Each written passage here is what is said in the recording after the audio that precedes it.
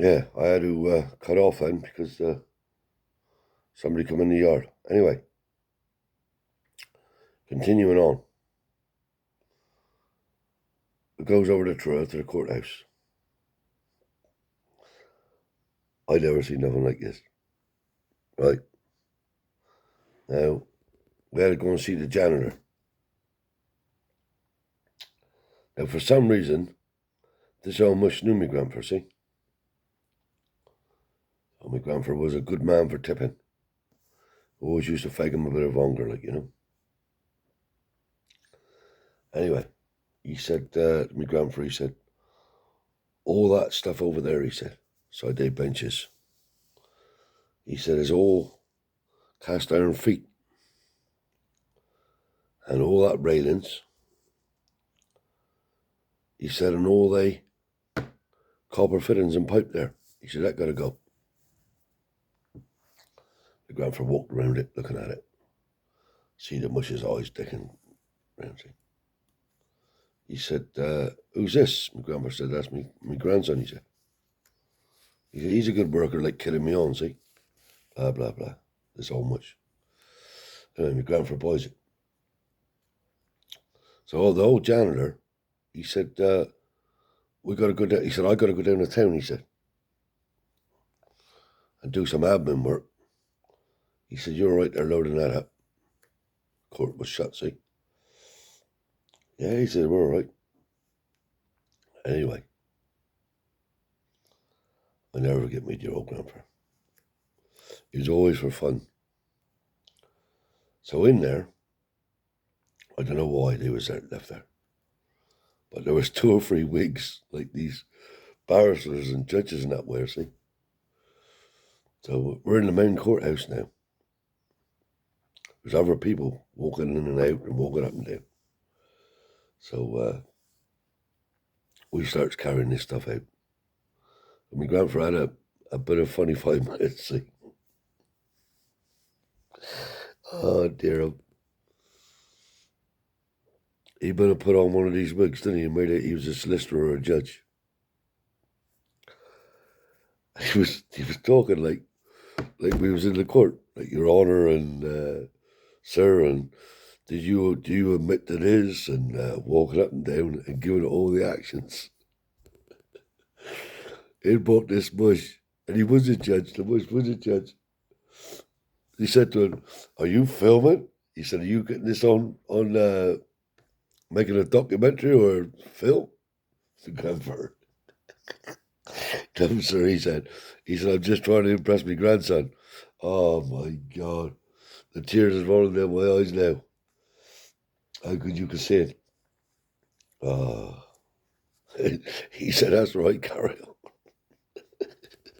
Oh, dear, dear, dear, dear, dear. But my grandfather didn't want to pick up iron anyway. But we had to pick up this bit of iron there that day, feet off these benches and a few railings. We did have some copper there as well. But honestly, oh my God. He was walking, because my grandfather always had a collar and tie, see. He was walking around with his hands in his lapels like that, with the wig on.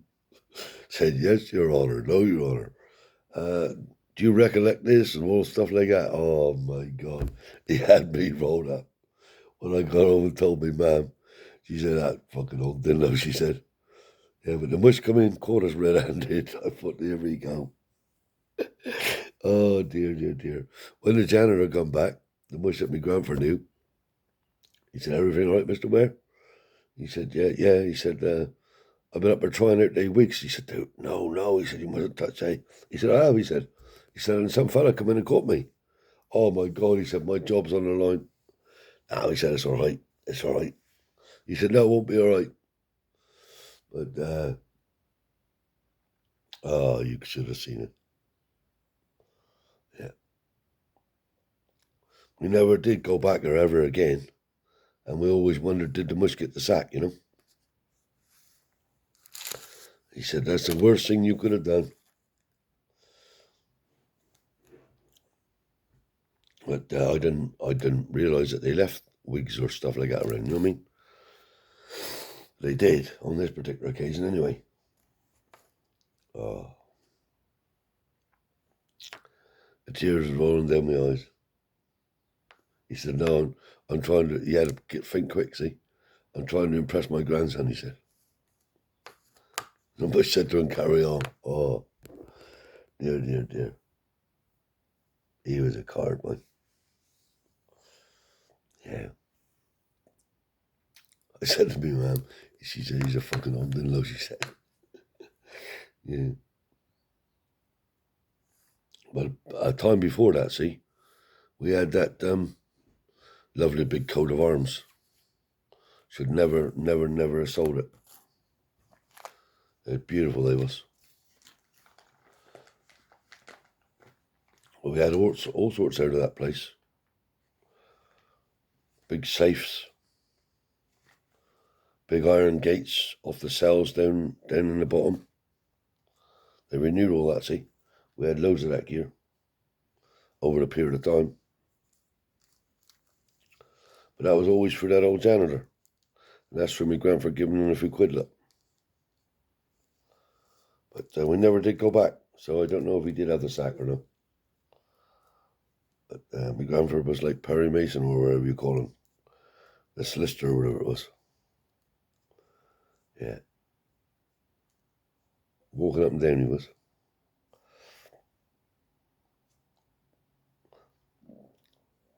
I don't think it was, thinking back, I don't think it was the main court, but it was a big enough court to have a balcony with a judge, big chair at the top.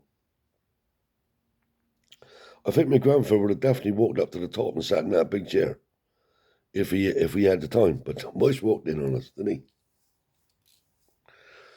he? Yeah. Oh my God. Yeah, that was a good day. But it brings tears to my eyes though, because the times me and he had. Yeah.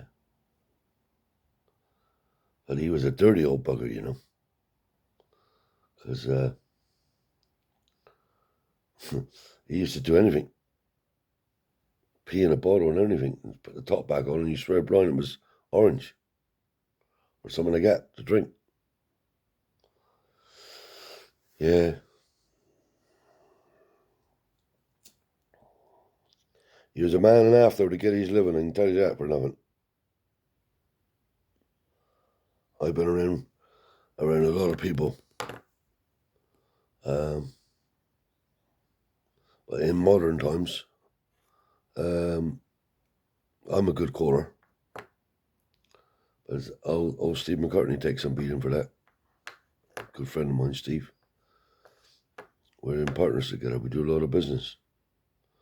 But he's another good caller, see. But it's about getting in there. And my grandfather was one of the best back then. And his words was, I'm a good getter. And that's the words he used. I'll tell you another little story, Bertie. I told you the story about Uncle Tommy Matthews watching the wrestling on a Saturday. My grandfather was the same. No matter if he went to the pub on a Saturday, he'd always get home for 4 o'clock for that wrestling. Now, the man who was with me, that this day I'm talking about, is still alive. And one of these days, I'll talk to him about it and he'll tell you the tale. Right? In my granny and grandfather's, I suppose it was their kitchen, but that's their living room where they lived. My grandfather had a big old chair in the corner, right beside the fireplace. And he come home drunk, see. Not drunk, but drunk enough. So me and Uncle Tony are sitting at the table. No, that's telling a lie. I'm sitting in the chair this side of my grandfather, and Uncle Tony's over that side. So my grandfather, he never smoked a fag all the way down, you know.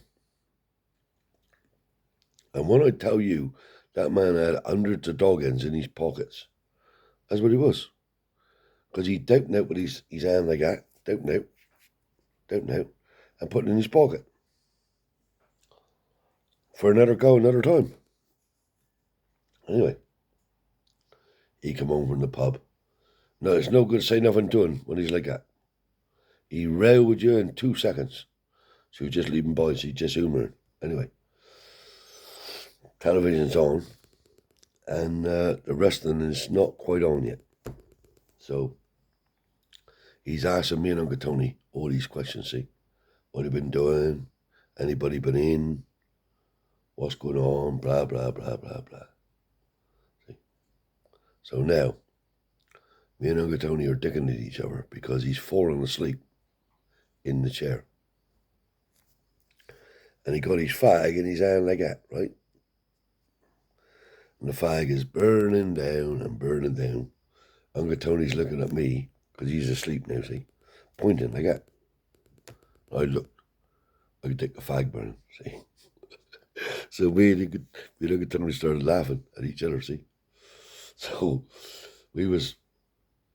Uncle Tony had to crick his neck to see the television. So I was looking right at the telly. Anyway, last of all, he flied up out the fucking chair. Oh, he made us get out, the two of us. Yeah. We didn't get out, but he said, get out, get out, get out, you bastards, he said. You watch me do that. His old dog Telly used to be on his lap. Yeah, that day. Yeah. I'll ask Uncle Tony that, he'll tell you. God bless him. Good man to me, though. Yeah. Yeah, good man to me. Well, it's bye-bye from the Romany Rye. I hope you enjoyed the stories, and I'll catch you next time.